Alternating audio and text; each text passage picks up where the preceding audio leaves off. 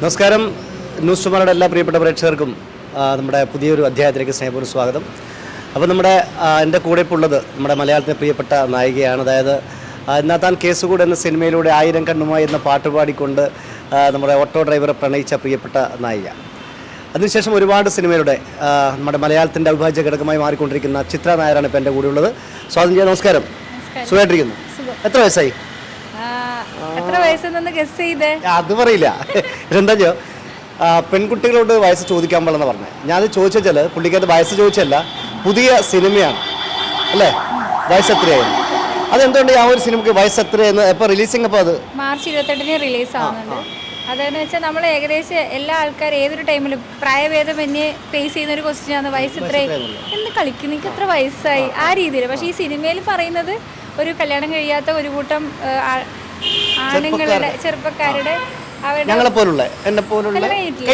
അതെ അങ്ങനെയുള്ളവരുടെ കുറച്ച് വിഷമങ്ങൾ അത് നർമ്മകരമായ രീതിയിൽ കൊണ്ടുപോകുന്നു. അപ്പം ഒരു 30 വയസ്സ് കഴിഞ്ഞാൽ അവർക്ക് പെണ്ണ് കെട്ടാൻ കിട്ടുന്നില്ല, എത്ര വയസ്സായി കല്യാണം കഴിഞ്ഞിട്ട്, ആ രീതിയിലുള്ള ക്വസ്റ്റ്യനാണ് ഈ സിനിമയിൽ. പിന്നെ കുറച്ച് ഹ്യൂമറസ് ജോണറിലാണ് പോകുന്നത് കഥ.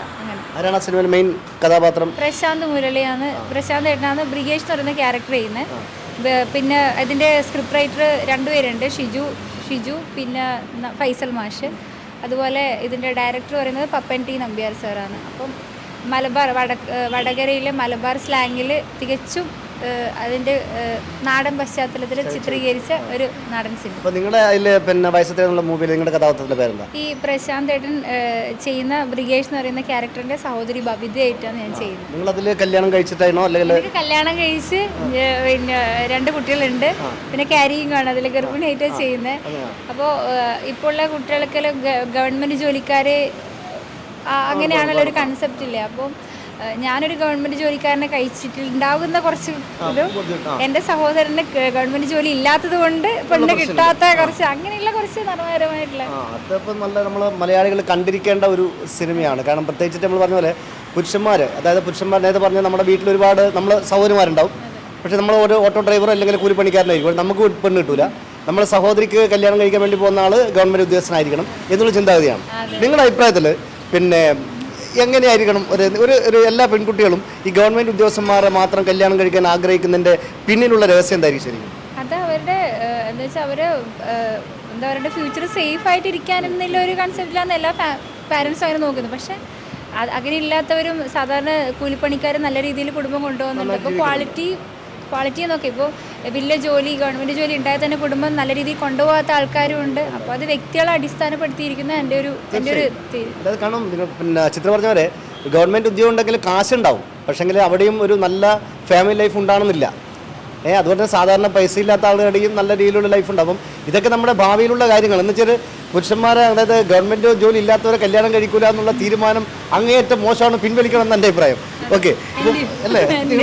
പുതിയ മൂവീസ് വേറെ ഏതൊക്കെയാണ് ഇപ്പം? പുതിയ ഇനി രതീഷ് പൊതുവാൾ സാറ് ഡയറക്റ്റ് ചെയ്ത് സുരേഷ് ഏട്ടൻ്റെയും സുമലതയുടെയും ഹൃദയഹാരിയായ പ്രണയകഥ, അത് മെയ് 16 റിലീസാവുന്നു. അങ്ങനെയാണുള്ളത്. പിന്നെ പൊറാട്ട് നാടകം നൗഷാദ് സാറിൻ്റെ, ഇത്രയാണ് ഞാൻ ചെയ്തു വെച്ചിട്ടുള്ളത്. അതിന് ശേഷം വരുന്ന തെലുങ്കിന് സ്റ്റോറി ചെറിയ ടൈമിൽ എത്ര മൂവിയായി മൊത്തം? 5 എണ്ണാന്ന് തോന്നുന്നു. 5 താന്താൻ കേസ് ശരിക്കും പാട്ട് പാടാറുണ്ടോ? ഇല്ല. പിന്നെ ആ സിനിമയിൽ താന്താൻ കേസോട് സിനിമയിൽ 1000 കണ്ണുമായി എന്നുള്ള പാട്ട് പാടാൻ പറയുമ്പോൾ എന്തായിരുന്നു ഫീൽ ഉണ്ടായത്? അഭിനയിക്കാൻ തന്നെ ആ സിനിമ കിട്ടിയ സന്തോഷമുണ്ട്, ചെയ്യുമ്പോൾ ഒരു പേടി ഉണ്ടായിരുന്നു. പിന്നെ പാട്ട് പിന്നെ ചമ്മലൊന്നും നോക്കാണ്ട് അങ്ങ് കീച്ചി. പിന്നെ ഇത് എനിക്ക് കിട്ടിയ ക്യാരക്ടറാണല്ലോ, അത്രയും വലിയൊരു ക്യാരക്ടർ തരുമ്പോൾ അത് ചെയ്യണം എന്നുള്ള ആഗ്രഹത്തിൽ ചമ്മലെല്ലാം മാറ്റി വെച്ച് ചെയ്തു. നിങ്ങളുടെ കാഞ്ഞങ്ങാട് ഏരിയയിലാണ് ഏറ്റവും കൂടുതൽ ഷൂട്ട് നടന്നത്. നിങ്ങൾ ചെറുവത്തൂർ, കയ്യൂര്, പിന്നെ നീലേശ്വരം. അതായത് നിങ്ങളുടെ സ്വന്തം നാട്ടിൽ വെച്ചിട്ട് ആദ്യ സിനിമയിൽ അഭിനയിക്കുമ്പോൾ ഉണ്ടാകുന്ന ഒരു വെല്ലുവിളി എന്താ ശരിക്കും? അപ്പോൾ എല്ലാവരും പരിചയമുള്ളതുകൊണ്ട് അത്ര വലിയ ആ സെറ്റിൽ വലിയ പേടി ഉണ്ടായിട്ടില്ല. അതായത് ആൾക്കാരെല്ലാം പരിചയമുണ്ട്, വലിയ സെലിബ്രിറ്റീസ്. ആ ഒരു ചാക്കോച്ചനൊക്കെ ഉണ്ടായിരുന്നല്ലെങ്കിലും ബാക്കിയുള്ളവരെല്ലാം ഇപ്പോൾ ജഡ്ജായാലും നമുക്ക് അറിയുന്നവരല്ലേ, അങ്ങനെയുള്ള പേടി ഉണ്ടെന്നില്ല, ഇല്ലയെന്നല്ല.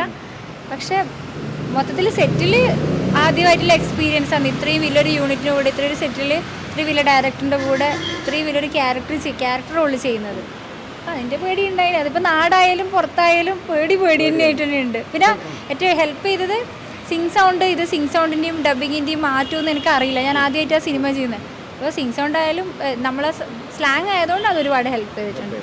അതായത് ഈ ആ ഒരു ഇന്നത്തെ കേസോട് സിനിമയുടെ ഏറ്റവും പ്രത്യേകിച്ചാൽ ആ സിനിമയിലെ ചെറിയ കഥാപാത്രം മുതൽ വലിയ കഥാപാത്രം വരെ ശ്രദ്ധിക്കപ്പെടുന്നു. അതിൽ സിനിമയിൽ ഒരുപാട് ആൾക്കാർ രക്ഷപ്പെട്ടു സിനിമയിൽ അല്ലേ? അതിൻ്റെ ഒരു ഭാഗമാണ് നിങ്ങൾ. അതെ, അതിൻ്റെ ഒരു ഭാഗ്യമുള്ളത് ഒരു ഭാഗ്യമാണ്. എന്തായാലും ഒരുപാട് വിശേഷങ്ങൾ പറയാനുണ്ട്, തിരക്കാണ്. അപ്പം നമ്മുടെ പ്രേക്ഷകരോട് എന്താ പറയാനുള്ളത്? ഒന്നുമില്ല, എല്ലാവരും ഇപ്പം മാർച്ച് 28-ന് വയസ്സ് എത്രയും റിലീസാവുന്നുണ്ട്. അപ്പോൾ എല്ലാവരും പോയി കാണുക. അതുപോലെ തന്നെ എല്ലാ നല്ല സിനിമകളും തിയേറ്ററിൽ തന്നെ പോയി കാണുക. അത്രേ പറയാനുള്ളൂ. പിന്നെ എല്ലാവർക്കും ഒരു എന്താ പറയണ്ടേ, happy Vishu in advance. Thank you. അപ്പോൾ എന്തായാലും ചിത്ര നായരുടെ പുതിയ സിനിമകൾ ഇപ്പം വയസ്സെത്ര എന്നുള്ള സിനിമയാണ് പുതിയ ഇറങ്ങാൻ വേണ്ടി പോകുന്നത്. അങ്ങനെ പൊറാട്ട് നാടും അങ്ങനെ ഒരുപാട് സിനിമ ഇറങ്ങാനുണ്ട്. എല്ലാ സിനിമയും കാണുക, പ്രോത്സാഹിപ്പിക്കുക എന്നുള്ളതാണ്. അപ്പോൾ എല്ലാവിധ ഭാഗങ്ങളും all the best. Thank you. അപ്പം പുതിയ അതിഥിയായിട്ട് നമ്മൾ അടുത്ത എപ്പിസോഡ് കാണാം.